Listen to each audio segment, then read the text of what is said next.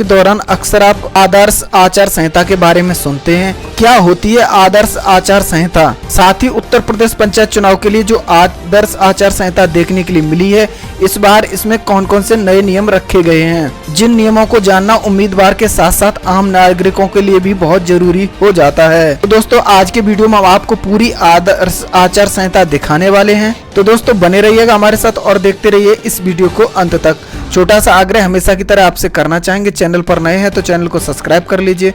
जानकारी अगर आपको अच्छी लगे तो वीडियो को लाइक और शेयर कर दीजिए। तो दोस्तों उत्तर प्रदेश पंचायत चुनाव को लेकर के आदर्श आचार संहिता जारी कर दी गई है। जब तक वोटों की गिनती नहीं हो जाती तब तक आदर्श आचार संहिता पूरे प्रदेश में लगी रहेगी। तो दोस्तों क्या होती है आदर्श आचार संहिता, कौन कौन से नियम इसमें देखने के लिए मिलते हैं, हम आपको विस्तार पूर्वक यहाँ पर दिखाने वाले हैं। तो दोस्तों देख लीजिएगा। पंचायत चुनाव के लिए राज्य निर्वाचन आयोग ने 2021 की आदर्श आचार संहिता जारी कर दी गई है। सबसे पहले बात कर लेते हैं उन नियमों को जो उम्मीदवारों को जानना अति आवश्यक हो जाता है। इसमें पहला नियम देखने के लिए मिलता है, इसमें बताया जाता है कोई भी ऐसा कार्य जिसे लिखकर, बोलकर अथवा किसी प्रतीक के माध्यम से नहीं किया जाएगा जिससे किसी धर्म, संप्रदाय, जाति या सामाजिक वर्ग या उम्मीदवार, राजनीतिक दल, राजनीतिक कार्यकर्ताओं की भावना आहत हो या उससे विभिन्न दलों, व्यक्तियों के बीच तनाव की स्थिति उत्पन्न हो। उम्मीदवारों को इस नियम को विशेष सावधानी पूर्वक समझना पड़ेगा। ऐसा कोई भी कार्य आपको नहीं करना है जिससे भी किसी भी धर्म विशेष की भावनाएं आहत हों। अगर आप ऐसा करते पाए जाते हैं तो आपका नामांकन रद्द कर दिया जाएगा। साथ ही दूसरा नियम यहाँ पर यह देखने के लिए मिलता है, जो भी आपके विपक्ष में उम्मीदवार खड़ा हुआ है उसकी आप व्यक्तिगत जीवन की आलोचना नहीं कर सकते। साथ ही वोट प्राप्त करने के लिए आप किसी धर्म विशेष या जाति विशेष का सहारा नहीं ले सकते।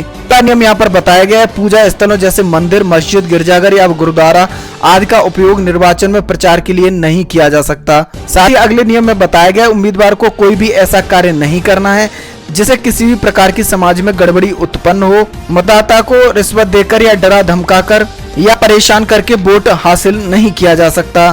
साथ ही चुनाव प्रचार के दौरान आप मादक पदार्थ नहीं बांट सकते, जैसे शराब, बीड़ी, तंबाकू। अगर आप ऐसा करते पाए जाएंगे तो आपका नामांकन निरस्त कर दिया जाएगा। दोस्तों दे लीजिएगा, इन नियमों का विशेष सावधानी पूर्वक आपको पालन करना है। अब बात कर लेते हैं चुनाव प्रचार की। आप किस प्रकार से चुनाव प्रचार करेंगे इस बार के पंचायत चुनाव में। यहाँ पर बताया गया किसी भी अन्य उम्मीदवार या उसके समर्थक का पुतला लेकर चलना या उसे जलाना पूर्णतः वर्जित रहेगा। साथ ही प्रचार के लिए धनराशि निर्धारित की गई है, इससे अधिक खर्च नहीं करेंगे। अगर आप ऐसा करते पाए जाते हैं तो आपकी दावेदारी निरस्त कर दी जाएगी। चुनाव प्रचार के दौरान किसी व्यक्ति की भूमि, भवन, आहते, दीवार का उपयोग, झंडा लगाने, झाड़ियां टांगने, बैनर लगाने जैसे कार्य उस व्यक्ति की अनुमति के बिना नहीं कर सकेंगे और ना ही अपने चुनाव कार्यकर्ताओं, एजेंट को ऐसा करने देंगे। तो दोस्तों बहुत सोच समझ के अपना प्रचार प्रसार करिएगा। किसी भी शासकीय सार्वजनिक स्थल, भवन परिसर में आप विज्ञापन का प्रचार नहीं करेंगे। साथ ही बॉल टाइपिंग भी वहां पर नहीं कराएंगे। साथ ही आपको कटआउट, होल्डर्स, बैनर आदि लगाने की इजाजत भी नहीं होगी। आगे यहाँ पर बताया गया अन्य उम्मीदवार के पक्ष में आचार संहिता का उल्लंघन कर लगाए गए झंडे या पोस्टरों को स्वयं न हटाकर उन्हें हटाने तथा नियम संगत कार्रवाई हेतु जिला प्रशासन से अनुरोध करेंगे। चुनाव प्रचार के लिए आपको वाहनों की अगर इस्तेमाल करना है तो इसके लिए आपको जिला प्रशासन से अनुमति लेनी होगी। साथ ही अगर आप अपने चुनाव प्रचार में लाउड स्पीकर या साउंड बॉक्स का इस्तेमाल करना चाहते हैं तो इसके लिए भी आपको अनुमति लेनी पड़ेगी। साथ ही आपको ये ध्यान रखना होगा कि आप रात्रि के 10 बजे के बाद और सुबह 6 बजे से पहले इसको इस्तेमाल नहीं कर सकते। TV channel, cable network, video वाहन आदि पर आपको अपना प्रचार करने के लिए प्रशासन से अनुमति लेनी होगी। आगे यहाँ पर बताया गया किसी व्यक्ति द्वारा प्रत्याशी की अनुमति के बिना उसके पक्ष में निर्वाचन प्रचार या विज्ञापन प्रकाशित नहीं कराया जाएगा। आगे बढ़ लेते हैं, बात कर लेते हैं सभा और जुलूस करते समय किन किन नियमों को आपको पालन करना पड़ेगा। तो सभा, रैली, जुलूस का आयोजन करते समय आपको जिला प्रशासन से अनुमति लेनी होगी। किसी अन्य उम्मीदवार के समर्थन में आयोजित सभाओं और जुलूसों आदि में किसी प्रकार से बाधा, विघ्न उत्पन्न नहीं किया जा सकता।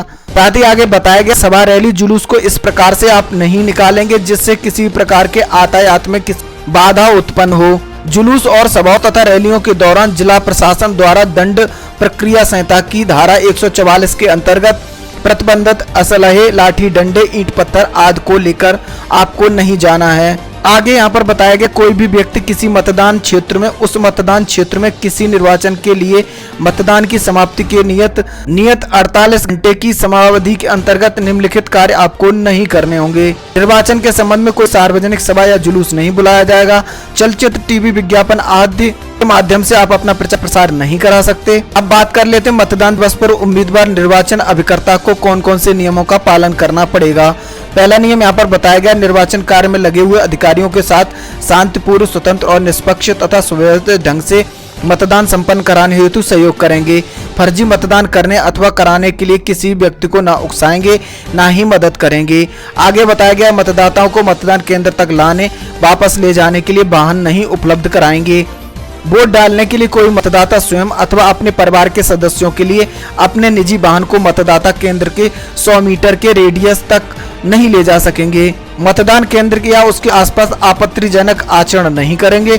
मतदान से संबंधित अधिकारियों के कार्य में न बाधा डालेंगे, ना ही उनसे अभद्र व्यवहार करेंगे। मतदान केंद्रों पर कब्जा करने अथवा मतदान केंद्रों को रोकने, उसे मतदान स्थल तक जाने में बाधा उत्पन्न करने के कार्य नहीं किए जाने चाहिए। मतदाताओं को पहचान पर्चियां सादे कागज पर दी जाएंगी, उन पर कोई प्रतीक या उम्मीदवार का निशान नहीं होगा। दोस्तों देख लीजिएगा, ये सारे नियम जो है जारी किए जाते हैं जब कहीं पर भी आदर्श आचार संहिता देखने के लिए मिलती है तो इन नियमों का पालन करना पड़ता है। यहाँ पर सत्ता दल हेतु अपेक्षित व्यवहार या आचरण बताया गया है। यहाँ बताया गया, किसी भी सार्वजनिक उपक्रम, शासकीय, अर्धशासकीय विभाग के निरीक्षण गृह, डाक बंगला या अन्य किसी विश्राम गृह का प्रयोग चुनाव प्रचार अथवा चुनाव कार्यालय के लिए नहीं किया जाएगा। यानी जो भी सार्वजनिक चीज है उसका इस्तेमाल आप निजी हित के लिए नहीं कर सकते। निर्वाचन के दौरान सत्ताधारी दल के मंत्री शासकीय दौरों को चुनाव प्रचार कार्य से नहीं जोड़ेंगे और ना ही शासकीय तंत्र अथवा कर्मचारियों का उपभोग करेंगे। तो देख लीजिएगा, यही महत्वपूर्ण नियम थे, हमने आपको समझा दिया। उम्मीद आपके समझ में आ गए हों। पूरी नियमावली आदर्श आचार संहिता से संबंधित हमने आपको बता दी, जिसको दोस्तों देख लीजिएगा, पढ़ लीजिएगा। आज का युग इलेक्ट्रॉनिक युग है, ऐसे में कोई भी आपका वीडियो बना सकता है और अगर उसके संबंध में शिकायत कर दी जाती है तो आप चुनाव जीत भी गए तो उसके बाद भी आपकी दावेदारी निरस्त कर दी जाएगी। वैसे भी प्रशासन की तरफ से काफी सख्ती देखने के लिए मिल रही है, तो जो भी नियम सरकार के द्वारा बनाए गए इन नियमों का पालन करिएगा।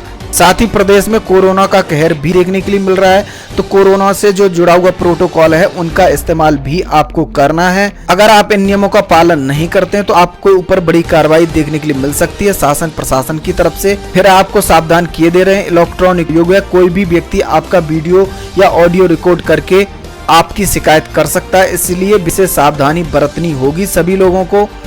उम्मीद है सारे नियम आपके समझ में आ गए हो। फिर भी अगर आपको कुछ पूछना हो तो वीडियो के कमेंट बॉक्स में जाकर के पूछ सकते हैं। वीडियो अगर पसंद आया तो वीडियो को लाइक शेयर कर दीजिए। साथ ही ऐसी जानकारी के लिए हमारे चैनल जनसेवा विद नवदीप को सब्सक्राइब कर लीजिए। वीडियो देखने के लिए आपका बहुत बहुत धन्यवाद। मिलते हैं एक नई वीडियो, एक नई जानकारी के साथ, तब तक के लिए नमस्कार।